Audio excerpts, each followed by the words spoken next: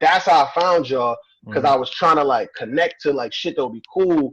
And my homeboy told me, he was like, "Oh, it's like two dudes, two brothers like do some beards and rap shit." I was like, "Oh, that's fire." That's how I found it. That's how we started That's following crazy. That's crazy. Yeah. Man.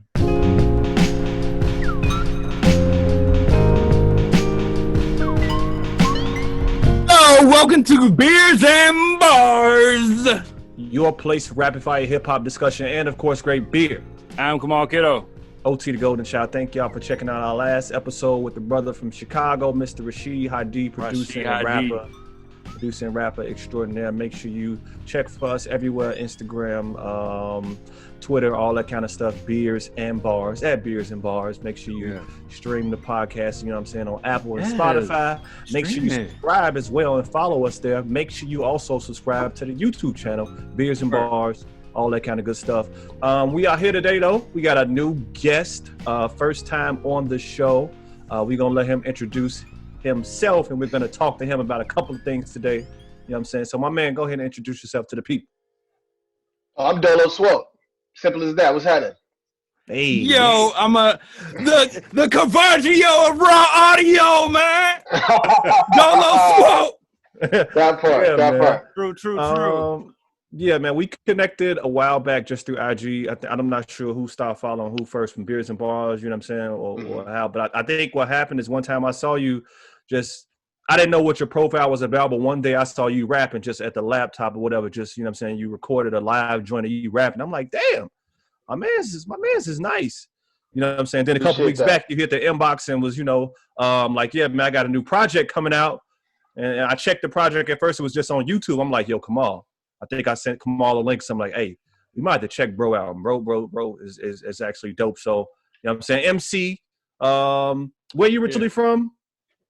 I'm technically, I was born in Connecticut. My family's from Hartford, Connecticut.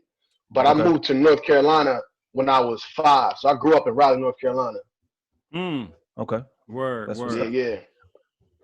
We're going to talk to him about his new project, Kamal. What's the name of the project? Filthy Poet Tate.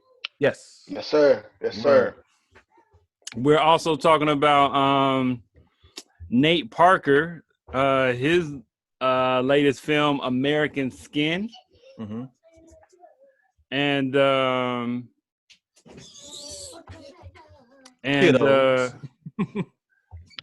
kids, man. Kids. I got kids in the crib, man. And what else?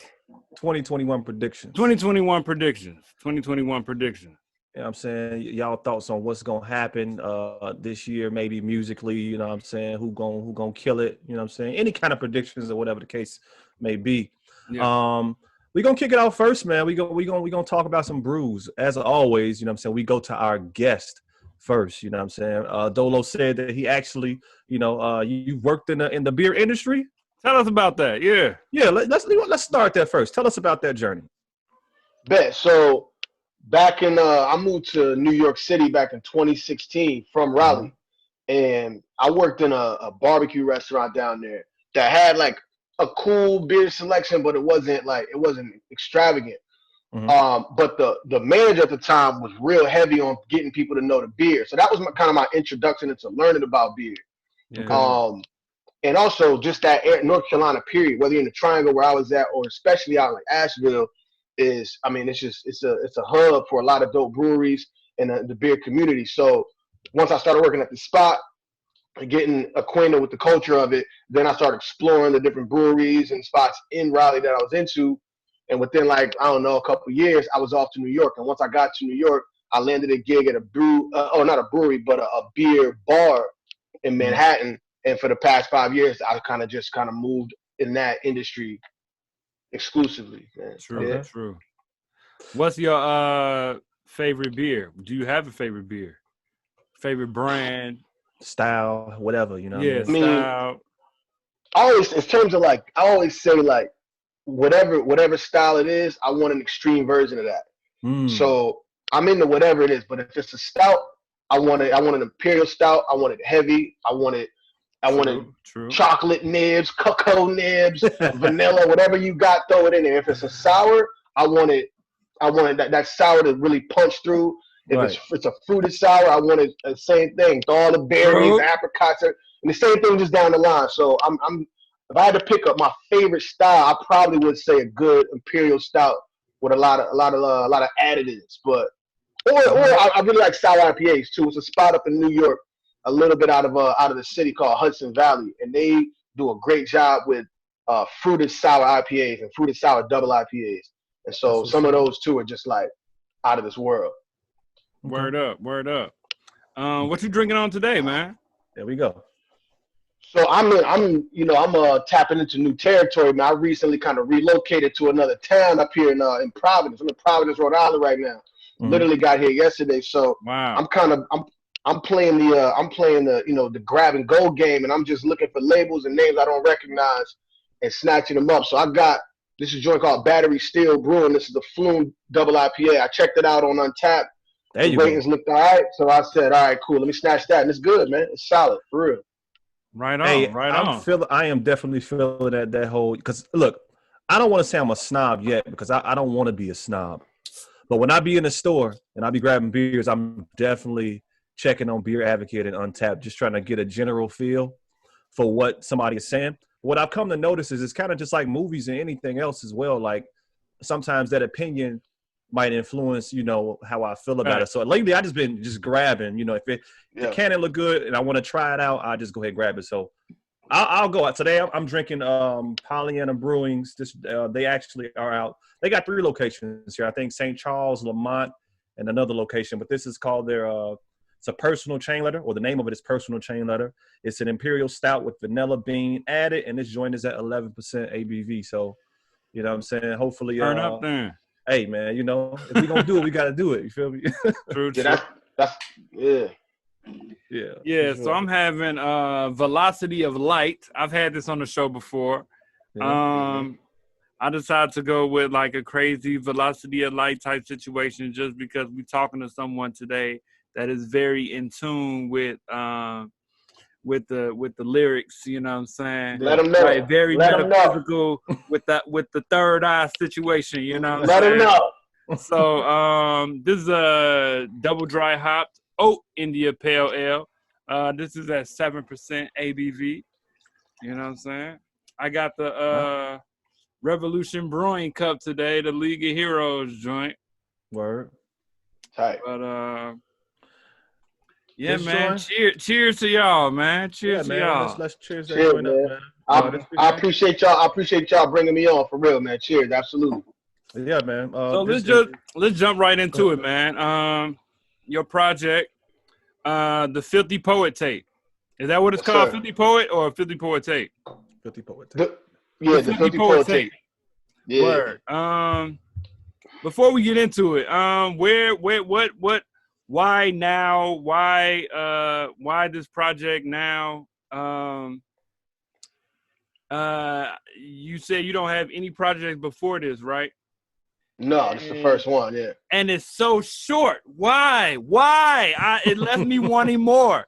You know what I'm saying? I tell you. Why, for such a time as this? Why come out with this tape now? So I really hadn't even been doing music for a long time. I've been rapping since I was a kid. My creative kind of journey has taken me different places. I've been in the stand-up world for a while and kind of touched a bunch of different stuff. And so with COVID running through New York City the way it did, and that being that I was a bartender, it kind of straight up my gigs kind of just dried up. And I was kind of sitting around trying to just keep my head in a good place. And doing that, I kind of brought myself back to kind of my creative home, which was rap.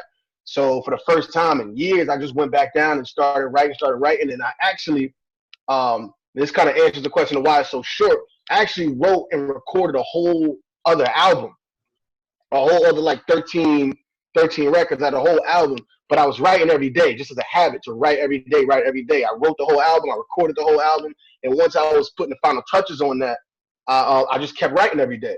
And after about 2 or 3 days, I looked up and I had this other bundle of like 6, 7 joints. And I was like, maybe I should put this out before I put that other album out. So it was really kind of hasty. It wasn't even really planned or plotted out or anything. I just kind of looked at it. I liked it, and I was like, you know what? Let that fly. Word. Who's producing, man? Bro, I'm sourcing beats from all over. I know y'all out in Chicago. Y'all got some musical geniuses out there. So if you know anybody tapping them things, send them my way. But I'm searching up where I can find them. I'm finding dope producers anywhere, man. Word. Okay. I thought maybe you might have been working with like one main producer for this project, but I feel what you're saying though. Yeah. Mm-hmm. What else? You know what? We could just jump right into the lyrics, man. That's what I want to do. Let's do it. Well, first of all, so go ahead. Otis. Go ahead. So yeah, man, I'm definitely a big fan of the tape, just from a lyrical standpoint. I like a lot of thoughts, huh? Can I pause you for a second before you can get out? Can I ask a quick question? Yeah. What's each of y'all favorite? What's each of y'all favorite joint on the tape? Mine is easily Palladio, G. Easily. Mine is easily Palladio. Even though it's only like 17 seconds long, that's your shit. It definitely needs to be longer, but easily it's Palladio, G. I mean, it reminded me. I don't know if you really mess with Jay Elect, but it like the beginning of it definitely reminded me of Jay Elect's cadence. You know what I'm saying? I'm trying to see. That's the one I didn't write down because I like the whole thing. So it's hard to pick out lines from it because I like the way it started. I'm trying to remember right now how it started. But with the I don't know who is the comedian there. Who is that? I don't want to misname somebody. Like who was at the beginning of the album? The person that's talking. So that's a clip from one of the most brilliant comedic performances. It's called I forget the actual name of it, but it's Whoopi Goldberg, and it's her first HBO special. Wow! I wanted to say her name. It's from like 1985, I'm like, this sound like Whoopi. Yeah, it's brilliant. If you can find it, it's brilliant. Now, I knew who it was because I follow you on Instagram. You know what I'm saying? Right. So I didn't want to expose, but before seeing that post, I definitely couldn't place who it was. You know what I'm saying? Right. I definitely could not place who it was. If you get a chance, go watch it. It sound like a young Whoopi. Yeah, man. That's exactly what it was. Fiasco, I would have to say, to answer this question. Yeah. I think that Fiasco is my father is one of because I've sat with this a couple times now. So and every time I think it's a different joint. But I think Fiasco is my father is probably my favorite joint, and probably Blood on the Capitol Steps. You know what I'm saying? That's what's up. Those are probably my two favorites, G. So to answer your question, that's what's up. Go ahead, come on. Yeah, mine would be Fiasco is my father, Holy Stoly, Blood on the Capitol Steps, and Palladio. You know what I'm saying? But Palladio, that's the whole tape. That's what's up. But Palladio is definitely number one. I mean, I think it's good, lyric wise and beat wise. I think it just needs to be longer. I'm ready for the new project. You know what I'm saying? I definitely think,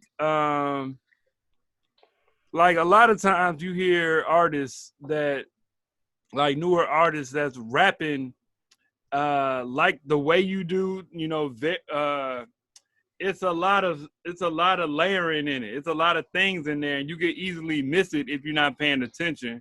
Mm-hmm. And a lot of times, some of those artists, I've heard artists that don't make any sense.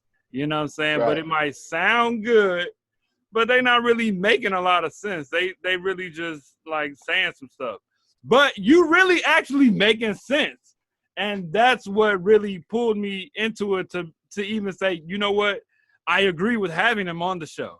Because otherwise, if I didn't like it, I'd be like, this is going to be a rough one. You know? But I get it. But Fiasco is my father. I immediately obviously thought of Lupe Fiasco, but listening to it, you find out that I don't think that's what it is. It sounded more to me like, and you correct me if I'm wrong, but it sounded more like the idea of a fiasco, just craziness, you inheriting those issues. You know what I'm saying? Let me know. Expound on that. Why do you call that joint Fiasco As My Father? So believe it or not, it has a few different meanings. And you kind of definitely hit on a few of them. If people ask me my top 5, top 10 all the time. Big Pun, T.I., Tupac. Those don't really leave my top 5. The 5th spot can switch day to day. But the number 1 spot, no one on this planet raps better than Lupe Fiasco. And y'all Chicago dudes. Hey man, so, I was hoping that was okay. That's like, OT's boy, man. Don't nobody rap better than him. So I kind of, even when I wasn't really doing music, for a period, I kind of just would use that kind of like an idiom, I guess. I would say Fiasco Is My Father, or like Sons of Lupe, because I don't think a lot of people give Lupe the credit for really being a dude that my generation of people were really looking at. You know, I think I think people give Kanye a lot of that credit.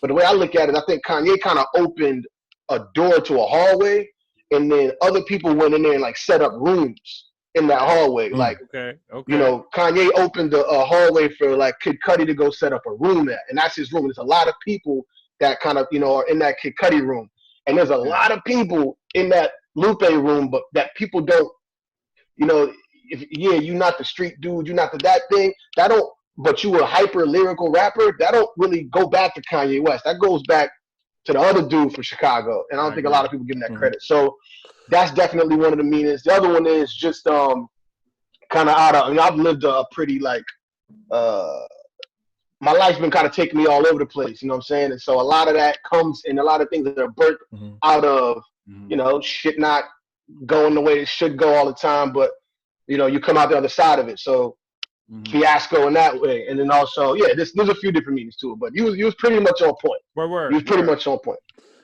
Word up. Yeah, G. I when listening to you and me being a super duper fan of Lupe, I was like, yo, this has to be like I don't be wanting to use that term "sons of" and all that, but you're right. Me listening to you, I'm like, yo, I can tell, like, yo, Lupe definitely was probably somebody that, you know, like he, you know, Absolutely. had an admiration and whatnot. She pro Ari and tell Karen to stop staring in, like, you know what I'm saying? Like entendres, all praise to the line, like Emmett up in the end zone, like stuff like that. Thinking about those, like if you weren't in tune with people, kind of throwing shade at Emmitt Smith and saying he wasn't great, it was his offensive line. That if you're not in tune with that bar is gonna, you know what I'm saying? You got a Dan Gable bar, like nobody watching MMA like you know what I'm saying? So you pulling from all these different areas was what I really enjoyed the most. And you gotta like Kamal said, you gotta kind of catch a lot of stuff you're saying. Like if you just not really listening with the ear, you know, you're gonna miss a lot of that. So yeah, man, yeah. Right on. I definitely like it took me a few listens, but like those are the albums that I like, you know what I'm saying, for a long time. And OT, you might know this, but for a long time, Common Sense, One Day It'll All Make Sense was my favorite album because that's my favorite Common album. That's my favorite Common album. Because every time I listened to it for a long time, every time I listened to it, I would hear something new that I hadn't heard before. You know what I'm saying? I'm like, yo, I never caught that before. That's crazy. And, you know, you got lines on here. You know, I like the Spark in the Dark, something like John McClane in the Vent. You know what I'm saying? Right. Nasty. You see what I'm saying? Could go line for line like Burberry. Hello, Jerry. All these new men. I'm like, yo, he going crazy. You know what I'm saying? He going crazy, G. I need to get 2 more beers. I didn't talk to y'all all night. Y'all getting all of them. I fuck with that. Bro, he going crazy, bro. But going crazy, right? But even with that line, all these new men trying to show out like Truman. You know what I'm saying? I feel like those double entendres. Keep it going, right? I'm like, okay, this man rapping for real. This man rapping. Okay. I leave you and your clan to hang, you know what I'm saying? Mm-hmm. But crazy. You never sipping at Frank Mack's room again. Yeah. What happened there? What's going on? What happened there, man? You know, really, bro, it was just regular, just restaurant, bar industry shit. It was a bar I worked at. I used to drink at a lot. Me and my homies would go there and drink. It was like across the street from a spot I worked at, so we drank there a lot.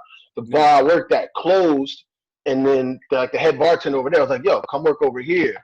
And I was there for probably like 2 months. They just had an asshole manager dude that was just one of them people you just see like he talked to people crazy, and you like, he ain't said nothing to me crazy yet, but it's only a matter of time, and I already know I ain't going for it. And it just was one of them things. He said some dumb shit, and it was like, you know what? I ain't that dude to talk to like that, brother. So that's all. You know what I'm saying? True that. I feel you. No crazy mean and just deep personal fuck you shit. That's all. Right.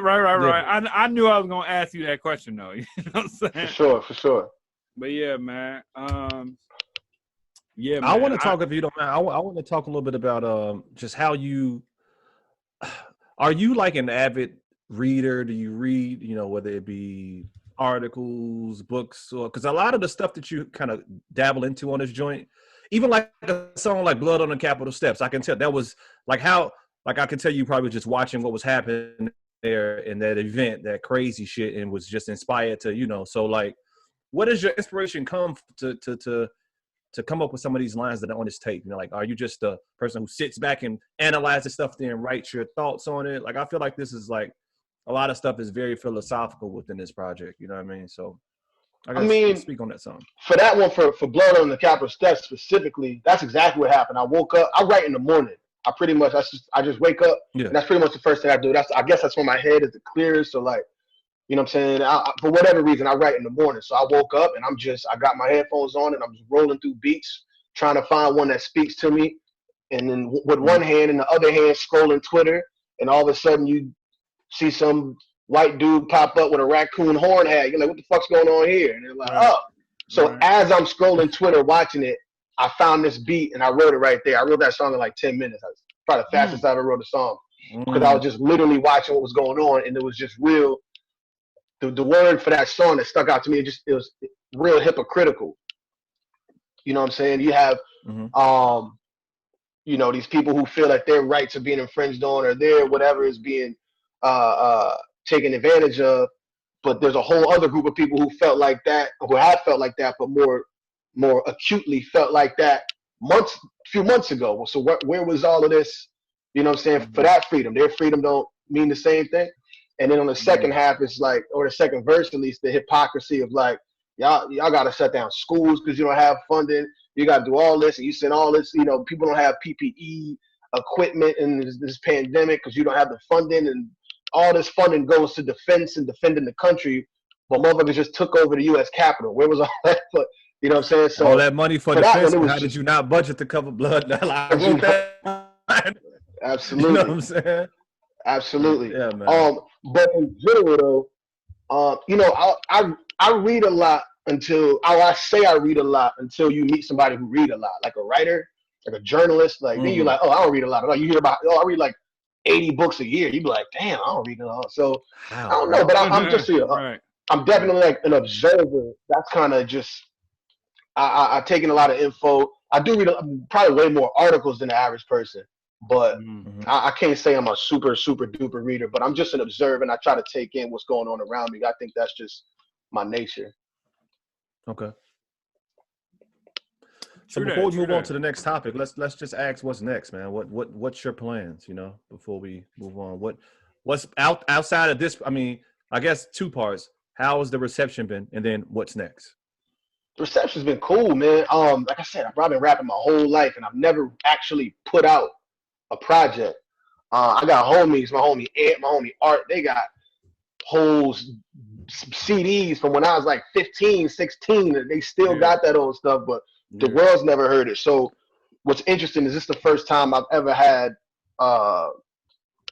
like strangers react to my music. You know what I'm saying? I'm seeing people who I don't know hearing it and how they react to it. So for me, that's probably the biggest takeaway is being able to have, connect with people like y'all who are like, what the fuck talking about Dan Gable? What the fuck is this about? Like shit like that is real dope. You know what I'm saying? And the reception's been cool. In terms of what's next, I'm still writing. The idea is probably to put another project out in probably like August.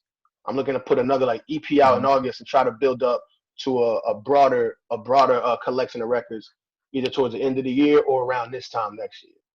Okay. But word. Yeah, man. No, that's what's up. That's what's up, man. I definitely appreciate what you've given thus far. You know what I'm saying? I'm looking on that piff to see if it's some old stuff. You know what I'm saying? But hey, you look deep enough, you can find some stuff. That's what's funny. There's some shit out there from like way back. If you can find my old MySpace page, don't be shocked what you see. Yeah. True. Why the name Dolo Swope, man? Where did that come from? So kind of like I said earlier, I've done stand-up, I've done comedy, I've dabbled in like screenwriting, I've kind of done a few different things, and there was a period I never even intended to use it as like a stage name. I got on IG. So I got on Instagram and just needed a name. And around that time I was kind of like thinking about what exactly am I? It sounds weird to say, but I'm like, I'm not just like a rapper. I can do that, but I'm also a comic. So like, where does what I do? And I kind of just landed on the idea of a filthy poet. Really from watching Dolomite. Y'all seen Dolomite. True. Yeah, if you ever watch Rudy Ray Moore stand up, it's some of the most brilliant shit because it's like, this ain't really stand up. You're not really doing stand up comedy. There's a poetic nature to it. Yeah. But it's not poetry. Like, what is this? Yeah. And so I landed on the term filthy poet. Whoopi Goldberg, go watch her. Those are filthy poets. You hear the Richard Pryor clip on there. Richard Pryor's a filthy poet. You kind of elevate what you do to a certain. Nas is a filthy poet. Jay Elector is filthy poets. That's how I conceptualize it in my mind. Yeah. So the Dolo is short for Dolomite, filthy poet. And then the Swope also comes from a movie. It's a movie called Putney Swope. From like word. Wow. I ain't heard that. Wow. Yeah. That's where Putney Swope comes from. Oh, that's where the Swope comes from. It's from Putney Swope. Whoa, that's a black film, right? I ain't heard that name in so long. I forget exactly what that was, but I know that name, that title. Dang, that's crazy. That's why I asked what you be into, because you be pulling from all different areas. That's very obscure, G. Like, I know. That's obscure, man. That's obscure. I rock with the obscureness stuff, man. I rock with that. That's what's up, man. That's the first I've ever heard anybody younger mention. I mean, I've only maybe heard one other person mention Putney Swope to me. You know what I'm saying? Yeah. And he's an older guy, like at least in his like 60s, almost 70. You know what I'm saying? Yeah, that movie came out. I think the movie came out in the 60s, like 69 or something. Maybe a little earlier than that. But I found it. There was Louis C.K. was doing an interview, and they were asking him about his show, like the show he had on, what was it, HBO, wherever he had a show on? Because his show was, if you ever watched it, it was really like, there were moments that just completely jumped outside of reality. You know what I'm saying? It was real surreal at times. And he said that he never knew you could do that until when he was a kid, he saw Putney Swope. And it was like, this movie's weird. Like they're not letting the boundaries of reality dictate how you can kind of make it whatever you want to make it. And I was like, oh, what the fuck is Putney Swope? So that's what led me to go watch the movie. And I was like, oh, this is the greatest shit of all time. That's so crazy. That's so crazy. But that's a good way. Hey, man. Hey, how many interviews have you done, man, thus far, man? Because this is about to be one for the books. Hey, man, we gonna look back on this years later. What? I wanna talk some more about just look, scratch. Look here. So as a person who has dabbled in comedy and all that kind of stuff, I'm not a comedian, but I really love the art of comedy and how Facts. I feel like they're the last, We both, truth tellers. yeah. Give me your top 3 comics, like top 3 comics, like yes. 3. I'm of a certain era, so Chappelle's MJ from my era. True. Okay. And if Chappelle MJ, Chris Rock is kind of like Magic Johnson, right? And my third is tough. I could probably better give you like a top 8, but if I had to break it down to 3, probably Patrice O'Neal would be the third. He's probably my third favorite. Patrice is good. Patrice is good. I've been watching old. I went down a rabbit hole on YouTube just watching old Patrice G. Yes. Just watching his takes on like relationships and like that's his best. It's his take on like relationships and men and women, and it's just like, yo, this man is out here just keeping it. Just his roast. He did what did he do? He did the roast for like just. He's definitely probably my top 5. Yeah, so, for sure. Yeah, I like Doug Stanhope is another one of my favorites. Dave Attell is one of my. I got some other. I like Maria Bamford. Maria Bamford, I think is genius. So I like a lot of shit. But if I had to do 3, those would be my 3. Chappelle, Rock, and Patrice O'Neal for sure. Word up. Yeah, I think Sticks and Stones is one of the best comedies of all time to me. Yeah, the best set I've ever seen live was a Stanhope set where it was weird because like me and my homeboy, a bunch of us went because a bunch of 2 of my homies opened for him, and I probably laughed. It was an hour and a half set. I probably laughed maybe like twice because the whole time I was just watching like this is fucking brilliant. Like damn, it wasn't even funny. I was just like, damn, this is too good. Bro. Like it was strange, man. But that's probably the best set I ever seen live with stand-up. Them be the best comedies, G, when you just standing there and you just like I was talking about the Sticks and Stones joint, Dave Chappelle last joint. It was funny, but mostly I was just like this the whole time. Yeah, damn, like that's I like what Dave Chappelle has evolved into. You know what I'm saying? He used to do traditional stand-up, you know what I'm saying? But now he like a teacher. He like a storyteller. He be telling you, like, he'll tell something at the beginning and then tell you this long story for 15 minutes that wraps around with what he said at the beginning. You know what I'm saying? Yeah. I'm like, you know what, bro? I don't know another comedian that does that. You know what I'm saying? He's evolved into that. You know what I'm saying? He had to go through. Like now he just be talking about his life and talking about his perspective, his point of view. You know what I'm saying? That's why comedy is the art form that it is. You know what I'm saying? It's very honest. It's very, you know what I'm saying? It makes you look at the world in a different way. You know what I'm saying? It makes you honest. In a sense, you know what I'm saying? Like the stuff you laugh because it's relatable. You know what I'm saying? The stuff that they saying a lot of times don't be like so brand new of a thought, but they wrap it in a joke and wrap it up in a way that's like, yo, I never thought about it that way before. You know what I'm saying? Yeah. Which like these are all jokes are all relatable. That's why it's funny. But your point of view is what makes it funny and your own. You know what I'm saying? Yeah. But yeah, I mess with the art form of comedy too. That's very interesting. That's very interesting. Absolutely. You used to be or you still do. Do you still do stand up?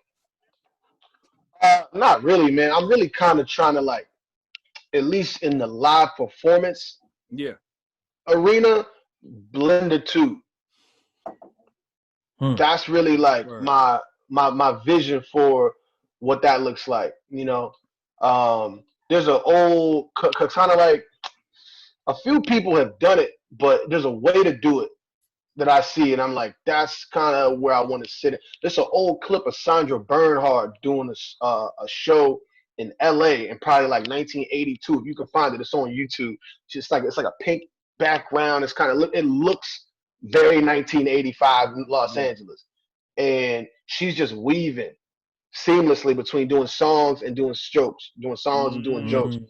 And so I can't say I'm still getting on stage doing stand up, but the live performance aspect in early 2021 when I come through Chicago late 2020 2023 and y'all come through, you'll see what I'm envisioning this look like for sure. True. Okay. Hey man, I like how you spoke that. Like, you know what, come on, let's do some 2021 predictions, man. I don't want to.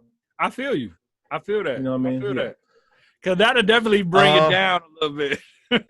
Yeah, I don't want to. Yeah. Let's just do some 2021 predictions, man. And 2021 is here. 2020 saw a lot of hip hop that was more getting shine from the underground. A lot of the big artists, I think, in 2020 wasn't popping. But you had, if you look at the Grammy noms this year, it was Freddie Gibbs and Royce the 5'9". You know what I'm saying? So I mean, they did West Side Gun dirty though. They did West Side Gun dirty. They did. I'm trying to tell you. I've been saying that. They did that man dirty, G. He was number one album of 2020. He was George Bondo was the best song that came out last year. George Bondo, easily the best song that came out last year.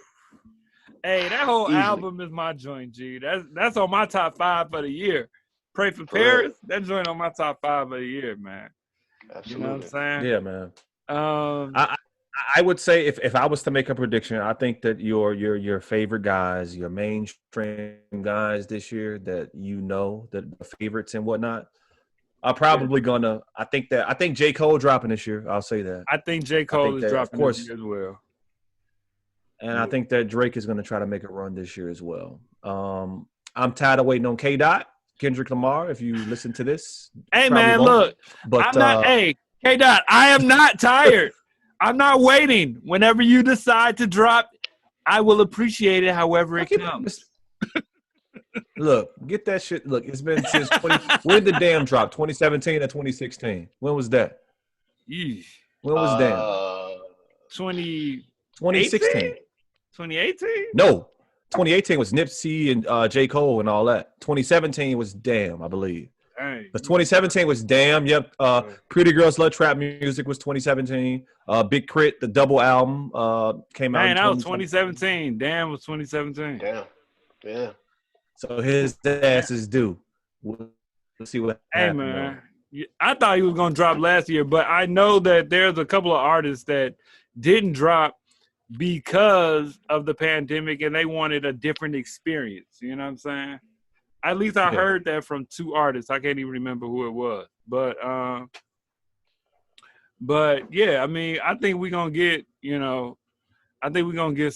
some popping albums this year, hopefully. I know that J. Cole, and this is random. This is kind of random, but J. Cole, he did a post on Instagram about the fall off, right? And I thought the fall off was just his order of, him stopping rap and going into obscurity. You know what I'm saying? Just he about to fall off. He about to just stop. And he had this post where he had a list of things written down that he wanted to do a bunch of features, and you know what I'm saying? So he's checking things off, right? And then the other day, I'm listening to KOD just randomly in the car. I don't have a lot of CDs in the car. I'm normally listening to my phone, you know what I'm saying? But it was what was in the CD player. So I'm listening to it. And the album titles come up on my dash or whatever, right? And the last song, whatever it's called, in parentheses is Intro to the Fall Off. and I didn't, Mm-hmm. and it connected for me. And I'm like, yo! Cool. Mm-hmm.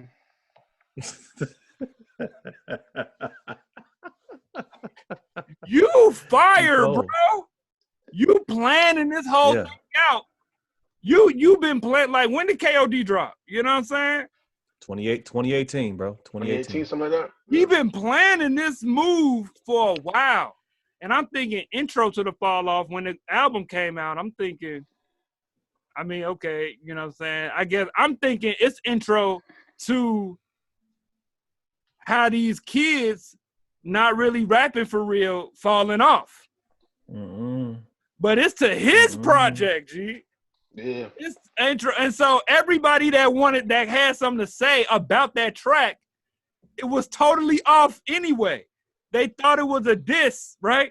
They thought it was a diss. It was in some way. Intro to a whole nother project. That man raw, G. And that's what you want to see. Like, now I'm going off on another tangent, but that's what you want to see. No, it's cool. We're kicking it. Man. That's what I appreciate. That's real artistry. You really thinking about what you putting out. And you really thinking about, like, you putting thought into your art. And that is cool to me. That is very cool to me. And I like stuff like that. You know what I'm saying? I was like, yo, that's crazy. That's crazy. KOD, I mean, and it's not like he said something about it. It's not like he's doing a lot of interviews or anything about it. Mm-hmm. He put the song out, and a bunch of people tried to diss him back and never even said, gee, it's called Intro to the Fall Off. That's another whole project. He never even said that. You know what I'm saying? Yeah. That joint is crazy. But yeah, man. I just went off on a whole tangent. No, you're good. That's real. What you think gets woke? Man, I don't know. I mean, it's probably some stuff I'm interested in. I think I like JID a lot. So he probably like due for another joint to come out. I'm a Frank Ocean head, so I'm interested to see another Frank Ocean album. I don't know. Yeah, man. I don't know. Other than that, like I said, I'm trying to put together a bit of a run too. So that's kind of really where my head's at. But that's what I'm talking about. You know what I'm saying? Right. To be real with you, yeah, man. That's who dropping, man. The Dolo Swope tape dropping, man. Yeah, man. Yeah, man. But yeah, man. I tell you right now, if you drop something else this year, you know what I'm saying, you have our support. You know what I'm saying? And I appreciate that. Keep doing what you're doing, man. I'm interested. I'm just interested in what you're doing. You know what I'm saying? As far as how you rap and all that, it's dope to me. Absolutely, I appreciate that. Yeah, I appreciate that big time. Next time you in Chicago, man, hit us up, man. You know, so I never even all my favorite rappers from Chicago. I ain't never even been out there, man. I got to come out there. Yeah, you come out here, we gonna kick it. Look at we gonna take you on the beer scene. You know what I'm saying? We gonna absolutely do our thing. Absolutely, once the world heal. For sure. Beers and bars, man. Beers and bars. Look, absolutely. I'm done now. Yeah, I'm done so too. Cheers, man. Cheers. Appreciate you, man. Cheers, man. Thanks for having me on, fellas.